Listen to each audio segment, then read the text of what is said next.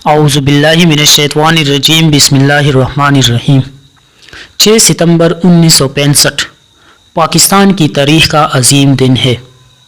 اس دن پاکستان نے اپنے سے 10 گنا بڑے ملک کو شکست سے دوچار کر دیا۔ یہ واقعہ کیوں پیش آیا اور اس کی پیچھے کیا وجوہات تھی، اور پاکستان کی جنگی حکمت عملی اس وقت کیسی تھی؟ ان سوالوں کے جواب کے لیے ہمیں 6 ستمبر سے توڑا پیچھے جانا پڑے گا۔ ویڈیو کو آگے لے جانے سے پہلے آپ ہماری پسندیدہ چینل لائف چینجر کو سبسکرائب کریں اور بیل آئیکن دبائیے۔ ہوا کچھ یوں کہ 21 دسمبر 1964 کو بھارتی وزیر اعظم نے آئین کی آرٹیکل 356 اور 357 کو کشمیر پر لاگو کر دیا۔ آرٹیکل 356 کے تحت بھارتی حکومت کو کشمیری وزیر اعظم برطرف کرنے کا اختیار مل گیا، جبکہ آرٹیکل 357 کے تحت کشمیر کا سربراہ جو پہلے چیف آف اسٹیٹ کہلاتا تھا، اسے گورنر اور کشمیر کی منتخب وزیر اعظم کو وزیر اعلیٰ کہا جانے لگا۔ اب وہ ایک خود مختار ریاست نہیں، اب بھارت کے زیر اثر ریاست آ چکا تھا، اور کشمیر کے اندر مکمل کرفیو لگا دیا گیا۔ اس سے پاکستان کو گہری ٹھیس پہنچی، لیکن پاکستان بھی خاموش نہ رہا۔ پاکستان اس وقت سیٹوں اور سینٹوں میں امریکہ کا اتحادی تھا، اس لیے ملٹری ایکشن سے زبردست انٹرنیشنل دباؤ آ سکتا تھا۔ 9 مئی 1965 کو جنرل اختر ملک نے فوجی کمانڈ کو خط لکھا کہ اگر کشمیر میں فوجی آپریشن کی منظوری دے دی جائے تو وہ 10 ہفتوں کے اندر یعنی اگست میں گوریلا آپریشن لانچ کر سکتے ہیں، لیکن اگر منظوری میں تاخیر ہوئی تو آپریشن کو اگلے سال یعنی 1966 کو ملتوی کرنا پڑے گا۔ 9 مئی کو خط لکھا گیا اور 6 روز بعد یعنی 15 مئی 1965 کو صدر ایوب اور جنرل موسیٰ نے مری میں اس آپریشن پر بریفنگ لی، اور مکمل بریفنگ لینے کے بعد اس آپریشن کو آپریشن جبرالٹر کا نام دیا گیا۔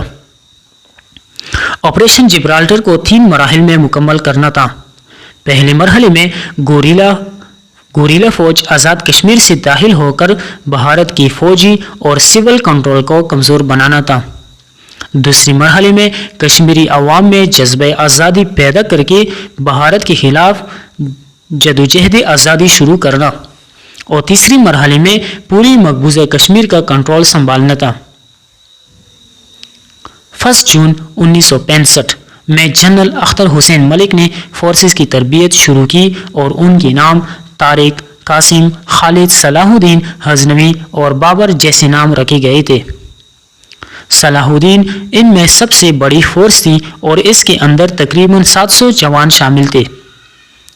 ان سب کو الگ الگ ٹارگٹ دے دی۔ صلاح الدین کو سری نگر، غزنوی کو جموں اور باقی چاروں فورسز کو پوری مقبوضہ کشمیر میں پھیل کر فوجی اڈوں اور عمارتوں کو نشانہ بنانا تھا، اور ان کو 7 دن کا راشن دیا گیا اور اس طرح اسلحے سے لیس کر کے بیچ دیا گیا۔ اس کے علاوہ دیگر 14 فورسز بھی تیار تھی جنہیں نصرت فورسز کا نام دیا گیا، اور ان کو ABC جیسے نام دے گئے تھے، اور ہر بٹالین میں 100 سے 300 کی جوان شامل تھے، اور ان کا کام بھارتی فورسز کو کنٹرول لائن پر مصروف رکھنا تھا۔ کشمیر میں ان فورسز کی خفیہ مددگار موجود تھے، لیکن پہنچنے پر حالات بدل گئے اور کشمیر میں کوئی بھی خفیہ مدد موجود نہیں تھی۔ دوسری طرف بھارتی فوج کو ان کی آمد کا پتہ چل گیا تھا۔ کچھ دیہاتی لوگوں نے پولیس کو بتایا کہ انہوں نے کچھ اجنبی چاقو چوبند لوگ دیکھے ہیں، تو انہوں نے 5 اور 6 اگست کو درمیانی رات حملہ کر دیا گیا۔ مجاہدین نے سری نگر کی کئی علاقوں پر قبضے کیا۔ آپریشن جبرالٹر کے جواب میں بھارت نے بھی کشمیر میں بڑی تعداد میں فورسز بھیجنا شروع کر دیا۔ اب دونوں کے درمیان کھلی جنگ شروع ہوئی۔ مجاہدین نے پونچھ اور بارہمولہ پر قبضہ کیا، لیکن 700 جوان شہر پر تعدیر قبضہ نہیں جما سکتے، اور 2 ہفتے کے اندر اندر ان کی ساری فورسز سری نگر میں گیری میں آ گئیں۔ پاکستان نے ان جوانوں کو مجاہدین قرار دیا تھا، اس لیے براہ راست ان کی مدد نہ کر سکا۔ اب وہ پیچھے ہٹنے پر مجبور ہوئے، اور اگست کے آخر تک جبرالٹر مکمل طور پر ناکام ہو چکی تھی۔ آپریشن جبرالٹر کی ناکامی کے بعد 15 جولائی کو GHQ میں ایک اہم میٹنگ ہوئی جس میں جنرل اختر ملک کو جموں کشمیر اور اکنور کے درمیانی علاقے پر قبضے کرنے کا ٹارگٹ دیا گیا۔ جنرل اختر ملک نے اضافی فوج طلب کی اور آپریشن کا پلان بنایا۔ اس آپریشن کو آپریشن گرینڈ سلیم کے نام سے یاد کیا جاتا ہے۔ 1 ستمبر رات 3 بجے اکنور پر حملے کا آغاز ہو گیا۔ یہ ایک سرپرائز اٹیک تھا۔ انہوں نے اکنور جموں پر 5 بجے تک قبضہ کر لیا اور جم کی طرف بڑھے، جہاں پر میجر شاہ نواز بہادری سے لڑ کر شہید ہو گئے، اور پھر بھارت نے 5 فضائی فائٹر جیٹ سے حملہ کر دیا، لیکن پاک فوج کو خاطر خواہ نقصان نہ پہنچا سکے۔ پھر پاک فضائیہ بھی حرکت میں آ گئی اور پاکستانی سیپر طیاروں نے بھارت کی 5 طیاروں کو مار گرایا۔ 3 ستمبر کو بھارت نے طیاروں کا بدلہ لینے کے لیے 6 نوٹ طیارے بھیجے۔ انہوں نے 2 پاکستان کے سیپر طیاروں کو گیر لیا، جس میں سے ایک کو نقصان پہنچا اور جبکہ دوسرا واپس آنے میں کامیاب ہوا۔ پاکستان نے مدد کے لیے سٹار فائٹر طیارہ بھیجا، جس سے بھارت کے 5 طیارے بھاگ گئے اور ایک کو مسرور ایئر بیس پر اترنے پر مجبور کر دیا۔ 2 ستمبر کو پاکستان نے جم پر قبضہ کر لیا اور زندہ باد کے نعرے لگنے لگے، لیکن 2 ستمبر کی دوپہر جنرل موسیٰ خان نے کمان تبدیل کی اور آپریشن گرینڈ سلیم سست ہو گیا، اور جنرل اختر ملک کی جگہ جنرل یحییٰ خان آ چکے تھے، اور جنرل یحییٰ خان نے حملہ کرنے کی بجائے دفاعی پوزیشن اختیار کی، جس سے بھارت کو یہ خوشخبری ملی کہ وہ اکنور پر دفاعی پوزیشن مضبوط کر لے۔ پاک فوج نے اکنور کی پیش قدمی شروع کی تو رفتار سست ہو چکی تھی، اور دوسری طرف انڈیا مضبوط دفاعی پوزیشن میں آ چکا تھا۔ 5 ستمبر تک پاک فوج نے چوریا پر قبضہ تو کر لیا، لیکن اکنور تک پہنچنے کے لیے بھارت نے اکنور کے قریب ایک اور مضبوط دفاعی پوزیشن اختیار کر لی تھی۔ اب اکنور پر قبضہ ناکام ہو چکا تھا۔ اب بھارت بھی بڑی کارروائی کی تیاری کر رہا تھا۔ ویڈیو کو آگے لے جانے سے پہلے ہمارے چینل کو سبسکرائب کریں اور بیل آئیکن دبائیے۔ 6 ستمبر 1965 رات کی 3:30 یعنی 3:30 بجے بھارت نے لاہور پر حملہ کر دیا۔ بھارت نے لاہور پر 3 اطراف سے ٹینکوں کی مدد سے حملہ کیا۔ کم تعداد کی وجہ سے پاکستان کی پوزیشن بھارت سے کمزور نظر آ رہی تھی، لیکن صبح 7 بجے لاہور کا شہر پاک فضائیہ کے گن گرن سے گونج رہی تھی۔ اب دن کی روشنی بھارت کے ٹینک واضح دکھائی دے رہے تھے اور پاک فضائیہ ان ٹینکوں کو تاک تاک کر نشانہ بنانے لگے، اور دیکھتے ہی دیکھتے بھارت کی ٹینک آگ کی شعلوں میں لپیٹ میں آ گئے اور ان کی پیش قدمی روک دی گئی۔ اس وقت میڈیا تو نہیں تھا، پر عوام کو آگاہ کرنے کے لیے جنرل ایوب خان نے ریڈیو پر مختصر خطاب کیا۔ پاکستانی فضائیہ بھارت کی ٹینکوں کو نشانہ بنا رہے تھے، لیکن دوسری طرف بھارتی فضائیہ وزیر آباد اسٹیشن پر کھڑی ٹرین کو نشانہ بنایا، اور سیلکوٹ کے جسر کے علاقے میں بھی پاک فوج پر بمباری کر دی۔ 6 ستمبر کا دن پہلے دن کے معرکے میں پاک فضائیہ کا پلڑا باری رہا۔ دوسری طرف پاک فضائیہ کی ایئر مارشل نور خان نے بھارتی ایئر بیسز پر حملے کا آرڈر دیا، اور پہلا ٹارگٹ پٹھان ایئر بیس پر حملہ تھا۔ یہ ٹارگٹ سجاد علی حیدر کو دیا تو انہوں نے صبح 5:05 پر نچلی پرواز شروع کی اور ایئر بیس پر کھڑے 12 بھارتی طیارے تباہ کر دیے۔ پاک فضائیہ نے الواڑہ اور ادمپور ایئر بیسز کو بھی نشانہ بنایا، لیکن راستے میں پاکستان کی 3 لڑاکا اور بھارت کے 4 ہنٹر طیاروں میں مقابلہ ہوا، جس سے 2 پاکستان کے لڑاکا طیارے تباہ اور 4 بھارت کے ہنٹر طیارے تباہ ہوئی۔ 6 और 7 सितंबर की रात B-57 तैयारों ने आदमपुर और जामनगर एयरबेसिस पर हमले किए, जिसमें 12 भारतीय तैयारे और 3 ट्रांसपोर्ट तैयारे तबाह हुई, जबकि 17 तैयारों को नुकसान पहुंचा।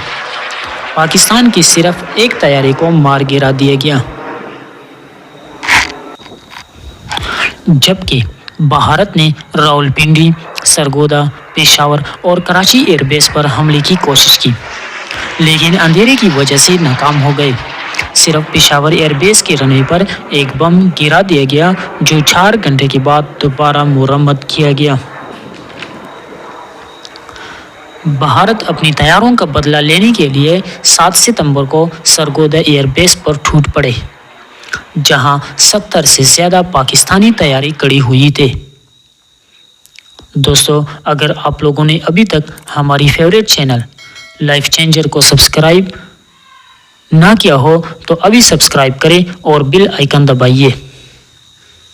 सरगोदा एयरबेस पर पाकिस्तान के 70 तैयारे खड़े थे, लेकिन भारतीय तैयारे दुरुस्त लोकेशन न होने की वजह से एयरबेस के इर्द गिर्द चक्कर लगाते रहे। इस दौरान उनका सामना पाकिस्तान के जांबाज पायलट मोहम्मद महमूद आलम से हुआ। यह वो मारिका हुआ जो आज तक एक वर्ल्ड रिकॉर्ड है। महमूद आलम ने 5 हंटर तैयारे, भारतीय 5 हंटर तैयारे 1 मिनट से कम वक्त में तबाह कर दिए।